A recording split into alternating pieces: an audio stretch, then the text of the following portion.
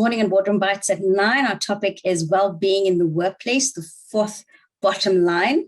Navlika Ratangee is our speaker this morning. She's the MD of ICAS and is a clinical psychologist with a wealth of experience in well-being and mental health in the workplace, as well as vast other areas of expertise. This morning, she's going to be looking and talking to us around the importance of well-being in the workplace, specifically given the pandemic and the current situations we may find our employees and ourselves in during these times. So, Navlika, I'm going to hand over to you. And I will see everyone again later on during the Q&A. If you would like to ask any questions, you can also raise your hand and we'll enable the talk functionality at that time. So Navlika, I'm going to switch my camera off and you can take control.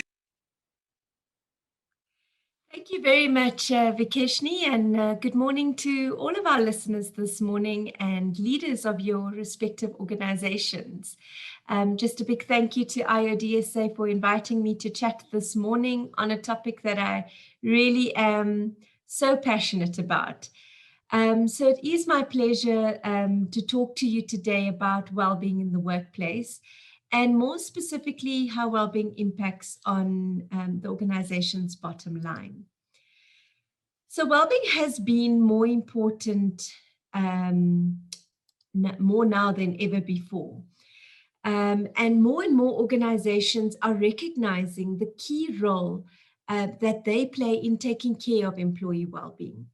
It's no longer just a nice to have or even a tick box exercise as it was previously seen before. Many organizations today have dubbed well-being to be the fourth bottom line of an organization. And today we'll unpack some of that, some of the reasons why.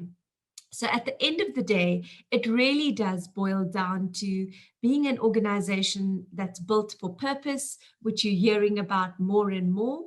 And secondly, around employee productivity. So let's start from the outside in.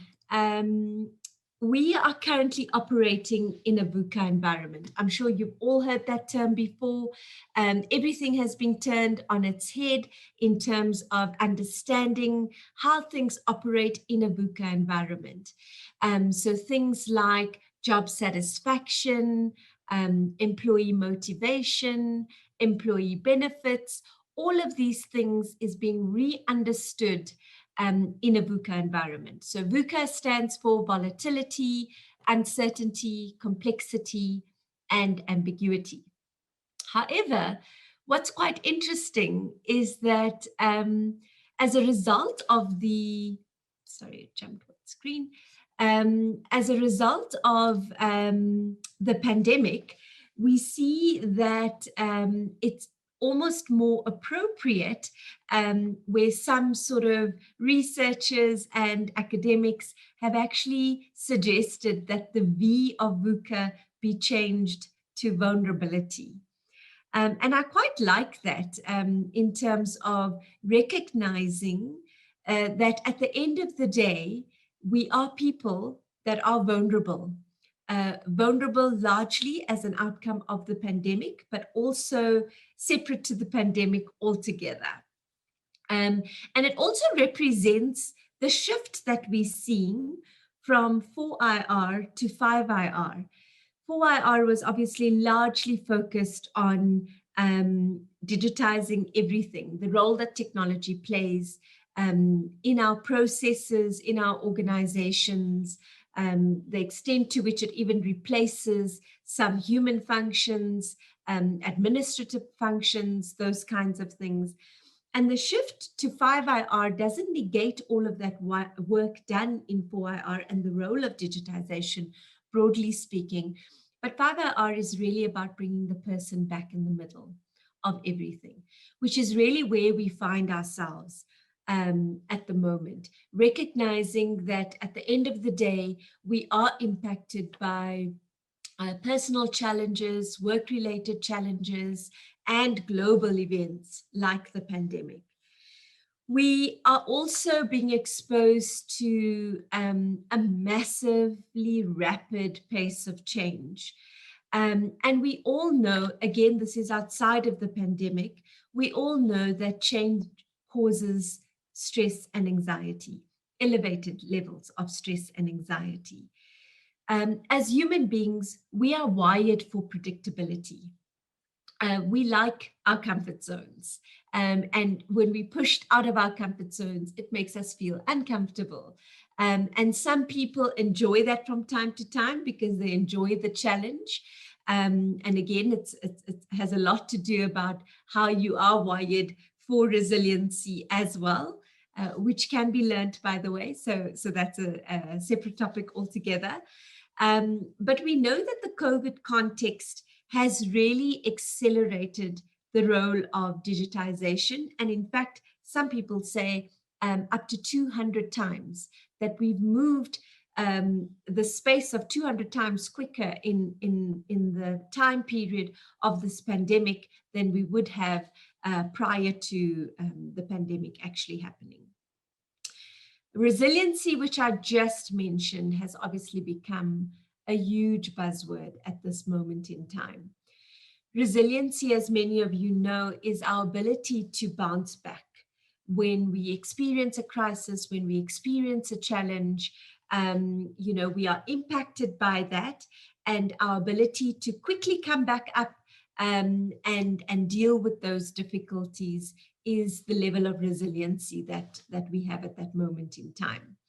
What I'd like to caution you about, though, is that we are also, during this pandemic time, talking about resiliency fatigue. So many of you have heard of COVID fatigue, which was sort of a buzzword just before the second wave.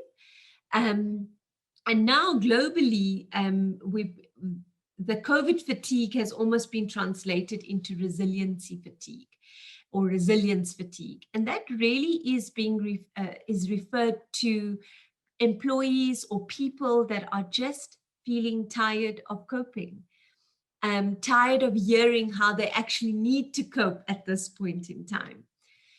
Because they have been through so much. Some people have even sort of termed it feels like we're coming out of war, especially when you talk to healthcare workers directly.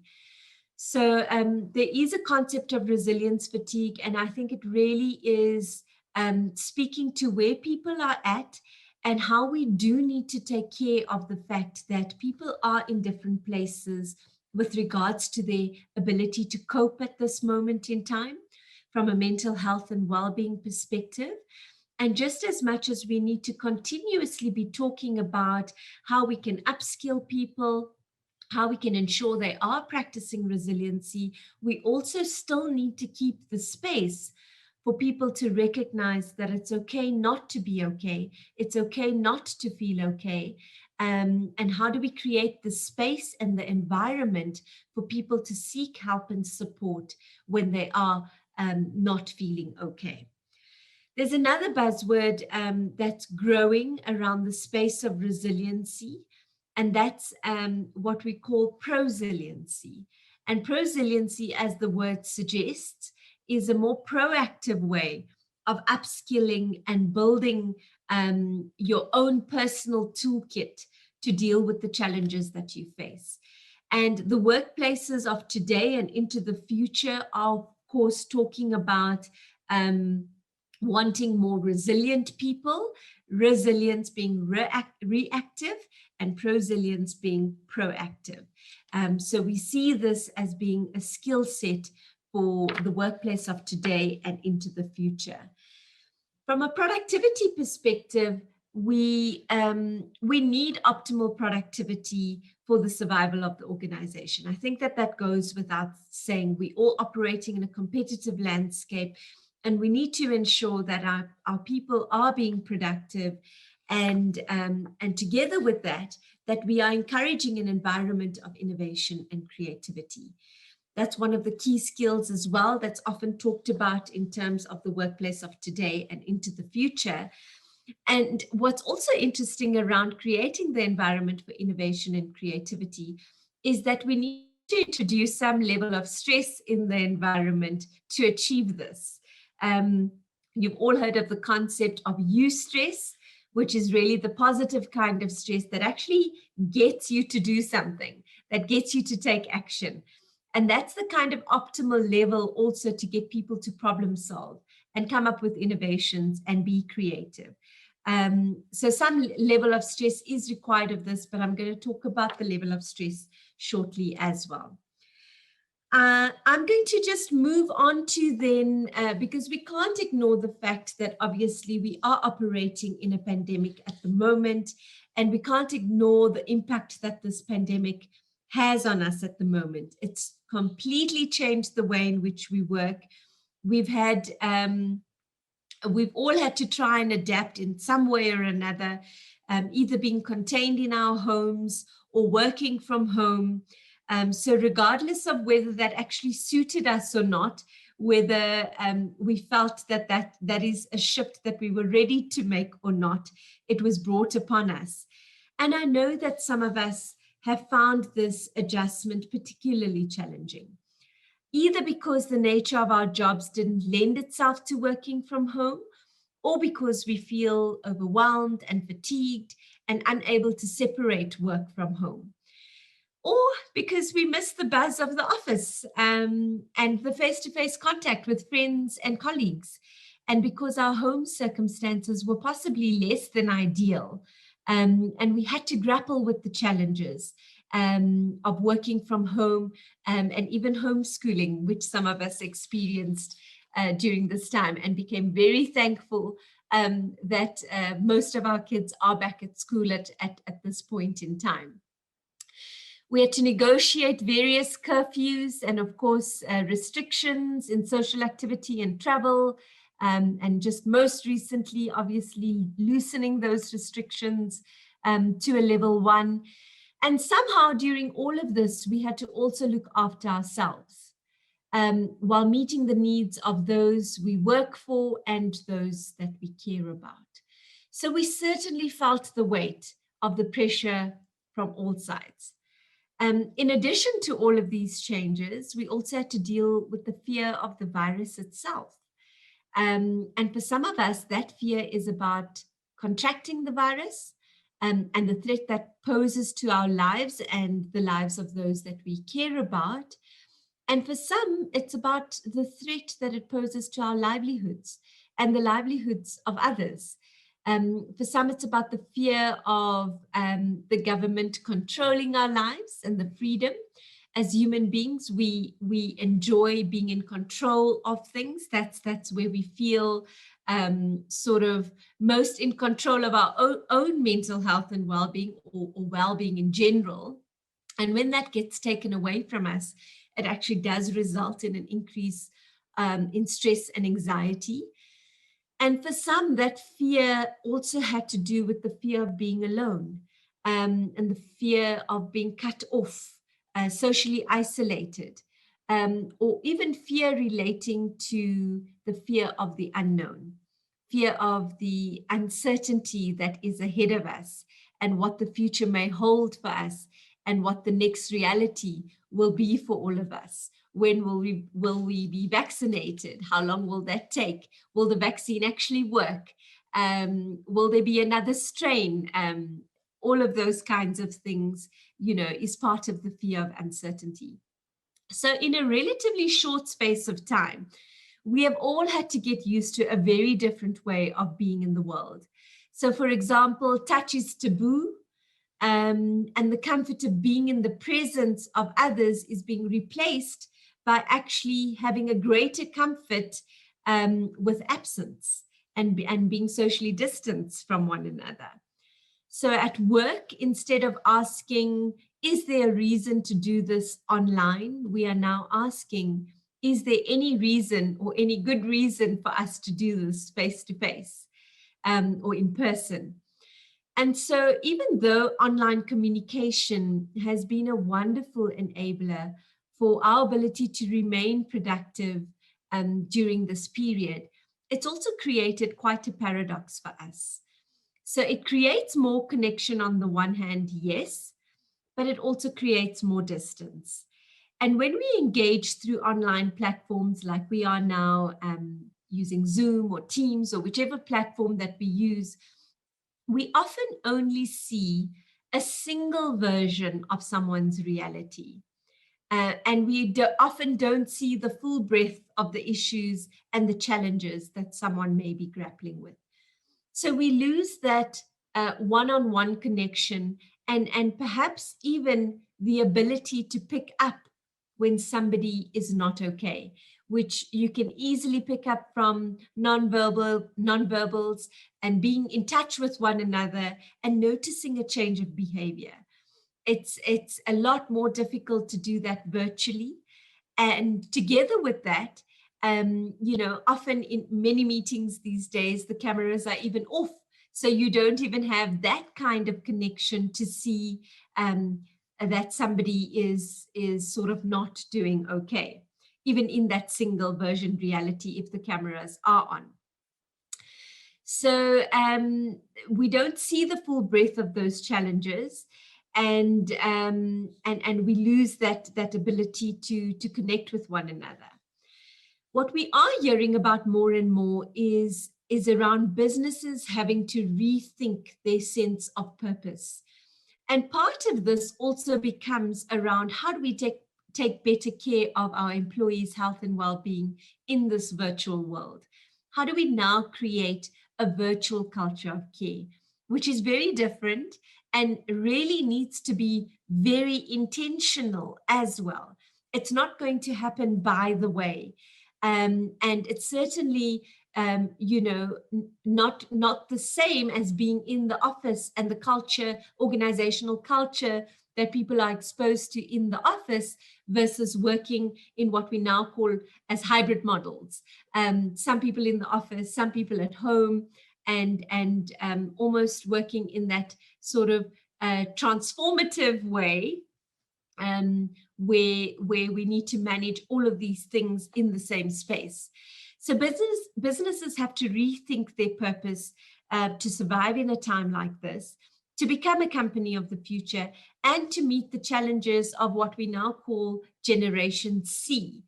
Some of you may have heard this term already. Some of you may not like the term that's been referred to in the past, Generation X, Y, Z, and the so the millennials that we talk about, because those were often categorized by the different age groups that exist within the organization.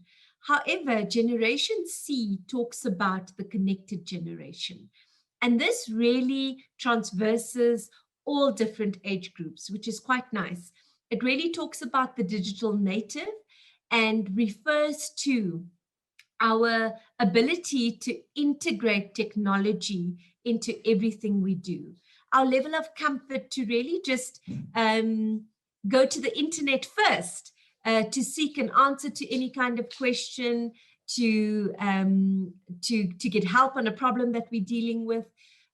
That's the kind of thing that we're talking about when we talk about Generation C. So just lastly then, with regards to the impact of the pandemic, I also just want to highlight what we are seeing from a workplace perspective is that many people have expressed a sense of gratefulness for being able to work from home, or being able to at least continue work during a time like this, being allowed the flexibility to minimize the risk of exposure of staying at home. However, the opposite is also true, where employees had to return to the office or the workspace. On one hand, they may be feeling grateful because that may feel more normal to them. Again, they may feel grateful that they get to keep their job, or that they are working at a time like this and have life back to normal in some ways.